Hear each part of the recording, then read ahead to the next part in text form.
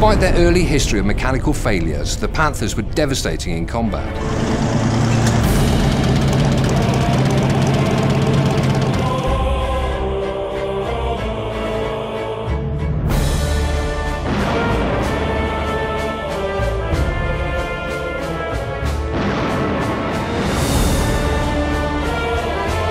During their first major operational deployment, despite accounting for less than 7% of Germany's armoured forces, managed to destroy over 250 Soviet vehicles.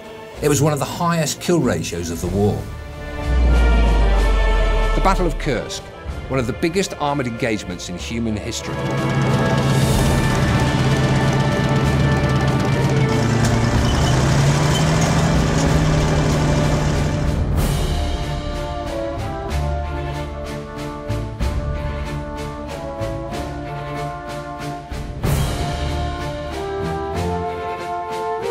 More than 10,000 Soviet and German tanks vied for superiority just 300 kilometers away from Moscow.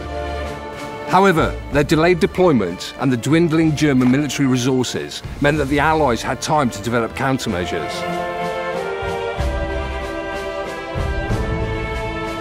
Countermeasures that consigned the Panther and its masters to the pages of history forever.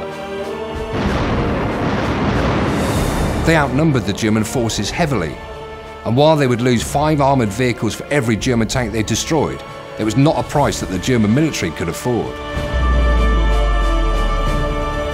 The Soviets started fitting their own IS-2 tanks with more powerful guns. IS-2 tank shells could punch through the Panther's armour from 1,000 metres. In comparison, a Panther tank would have to get within 600 metres to penetrate the IS-2's armour. The battle started with 184 operational Panthers. After 2 days, the number was down to just 40. German forces retreated.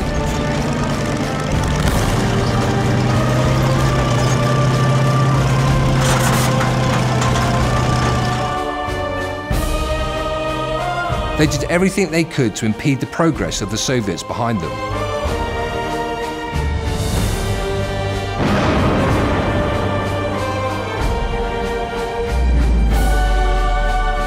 On the Western Front, German military forces were to fare little better.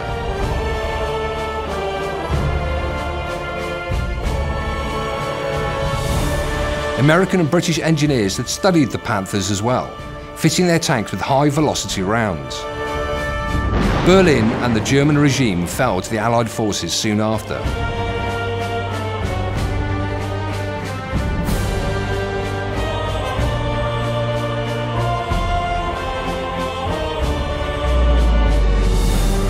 The Panther was outfought and eventually outgunned.